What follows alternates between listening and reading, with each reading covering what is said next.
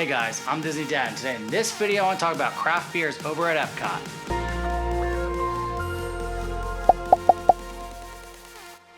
Just want to mention, on this channel I make a ton of Disney World and Disneyland tip video and latest news videos. If that's something you guys are interested in, consider subscribing down below to get all my latest content.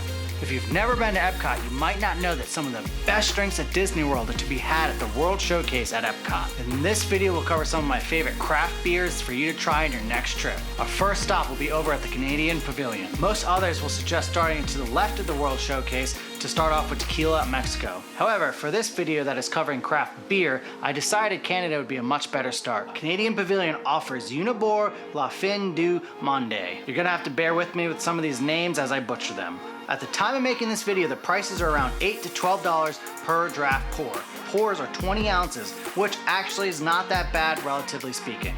In addition, if you're dining at the Les Sierra, they serve a few other Unibor beers and offer flights. Heading over to the UK Pavilion, they have everything you would expect, and that's a good thing. Beer kiosk in the front of the Rose and Crown pub has Bass, Newcastle, Strongbow Cider, Magdar's Perry, and Guinness. Comfortable locations to enjoy your British brews are few, but the selection and quality wins out.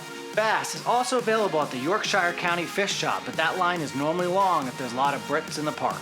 Making our way around the world, next is France. This country loses out in selection, having only one beer available, but it's still a good choice. The Kronenbourg 1664 is a light, pleasantly fizzy lager. In contrast to the boring, tasteless lagers in Norway, Japan, and China, this is a nice, clean, hot bitterness and a little malty finish. Carbonation is champagne-like and refreshing. Next up is Morocco, yet another nation that drinks very little beer. Even though they're not known for their beer, the quality here is a marked improvement over some of the other countries. The native beer here is the Casablanca, which is strangely called just Casa on almost every sign and menu in the park and is the first sight of pale ale. They also offer the Lost Coast Tangerine Wheat, which is a decent American craft style beer, but is poorly fitted to this location. The only connection I can make is the sharing of the word tangerine with the cafe on the same name. So grab a Casablanca and find a quiet, cool spot in the back of the detailed pavilion. Heading over to Japan, and if you decide to drink here, you want to post up at the Kabuki Cafe.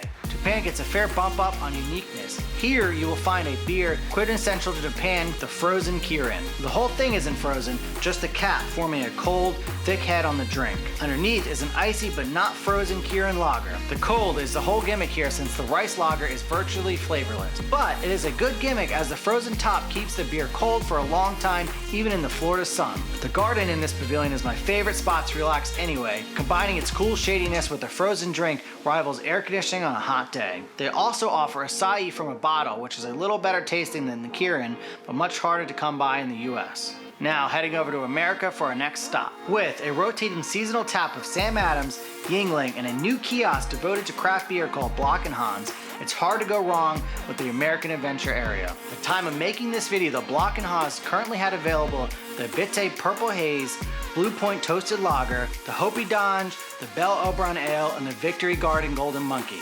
Given this selection, and you really can't go wrong with any of these, this location has #1 ranking written all over it. There's 2 catches. All of these are in bottles and has cost as much as $9 at the making of this video. Hopefully they will add some tap beer options soon and add some Florida breweries. Time to hit Italy, and when you think of Italy, you normally think of wine.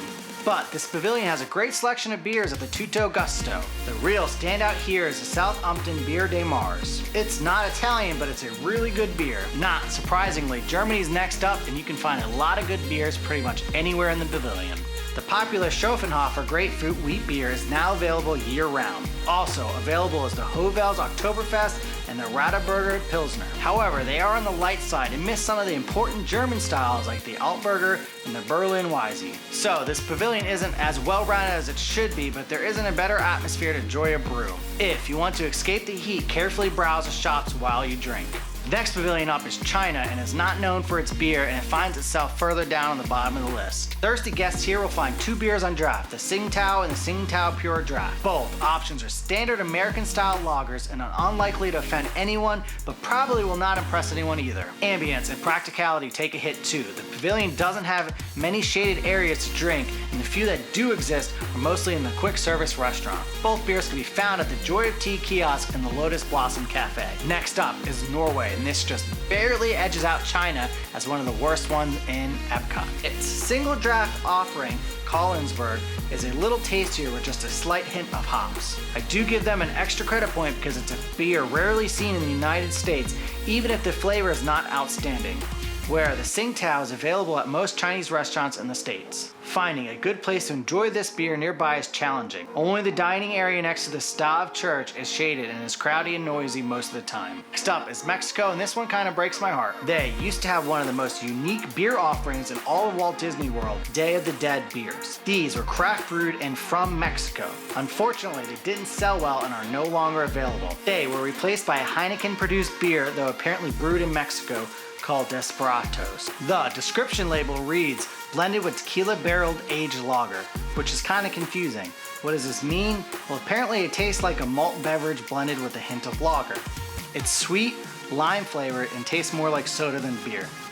Also available are your standard array of Mexican-style lagers. Still, the Mexican Pavilion is an excellent place to enjoy your beer with air conditioning and a festive but quiet atmosphere. There's a lot of information here to consume to make your best choices of where to go for beer. I suggest you go around and try all of them. Though it might not be possible, this list gives you an idea of what to break down, where to go, and where not to go. Thanks guys for listening. Subscribe down below and hit that like button if you got any value from this video. I'll see you guys next time.